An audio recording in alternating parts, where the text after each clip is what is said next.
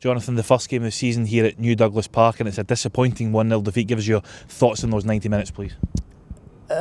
Disappointed in the way we looked indecisive the whole night. I felt a reaction to what's happening on the pitch wasn't good. I think they were much sharper than us. They reacted quicker to second balls. They reacted quicker to throw-ins.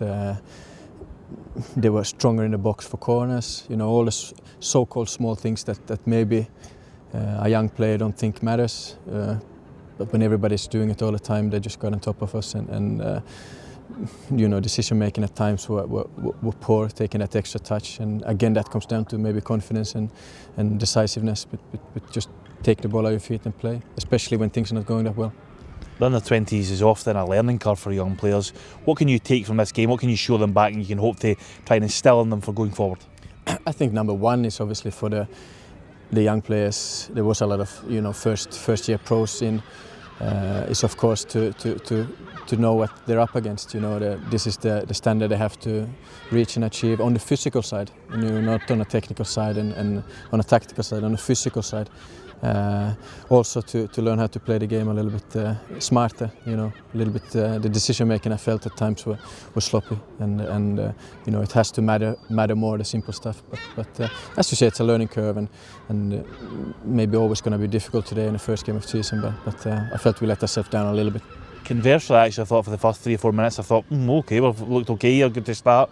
Then the goal really set us back, didn't it? And I think it almost took us maybe 15-20 minutes to actually overcome that. You know, the boys looked shell-shocked, and actually Ross Stewart at that point, probably in those 15-20 minutes, kept us in the game. Yeah, you're definitely right, and I felt they were well on top and we were stretched out and as I said, all the second balls fell to them because they wanted it more. You know, they pressured us, they didn't let us come out from the back. And reversibly, you know, we were very sloppy and slow at reacting at the pressing for them, and they had time on the ball. And when you give good players time on the ball, they look even better. So I felt it was a lot of the basics maybe didn't happen today. Can you take any positives from the game? Yeah, of course. As I said, you learn more in a defeat. You learn more in a bad game, and it's up to the players to take that on board and to learn. And it's something we need to bring into training. That physical side maybe, and that you know, winning mentality and playing as a team and getting together when things are not going that well.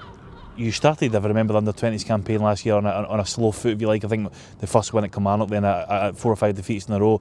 But you bounced back into a spectacular run. Is that the kind of confidence and the hope that you can take into these boys? And I know it's not about winning, but you know, in terms of learning and the mentality and improving.